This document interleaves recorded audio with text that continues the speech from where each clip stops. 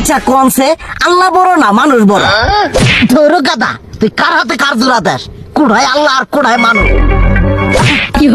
যেটা কবার কইছে ওইটা কন। আল্লাহ বড় না মানুষ বড়? আল্লাহই তো বড়। আল্লাহ বড়, তাহলে আল্লাহর কথা না হইনা মানুষের কথা শুনেন কে? কি কইতাছস? কি আর আল্লাহর কথা মানে না মানুষের কথা মানে? হ্যাঁ, কি আর মানুষের কথা শুনেন তাই না? আপনি যে ওই দিনকে ডায়াবেটিসের রোগ নিয়ে যে হাসপাতালে গেলেন, ডাক্তার আপনার কত কিছু খাবার না করলো, সব কিছু না খাই এখন চলতেছেন, তাহলে আল্লাহ যে আপনারে কইছে যে হারাম খাবার না, সুদ খাবার না, কই আপনি তো কাম কাজ বাদ দিয়ে এলাকার মধ্যে টাকা পয়সা না গায়ে খালি ওইলে দিয়েই খান, নিজেরা টিয়াও হালাল ভাবে কামাই করেন না, ওই সুদও তো না কয়টা টিয়া করে লাভ আহে ওইলে দিয়ে দিয়ে চলেন আর পেটা বড় বানাইছেন।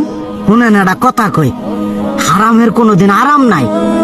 হালাল পথে রুজি রোজগার করেন, প্রয়োজনে এড়া বেলা কম খায়েন, তাও শরীর পিণ্ডও ভালো থাকবো, কোনো রোগ বেদও হবো না, আরামও পাবেন, আল্লাহও খুশি থাকবো।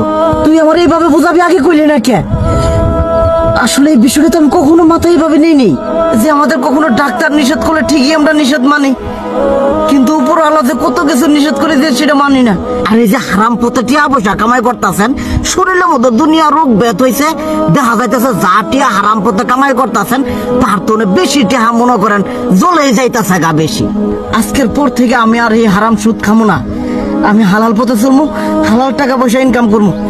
এতে করে যদি একবেলা কমও খাইতে হয় তবুও খামো, তবু আমি আর এই হারাম পথে চলবো না। আচ্ছা ঠিক আছে।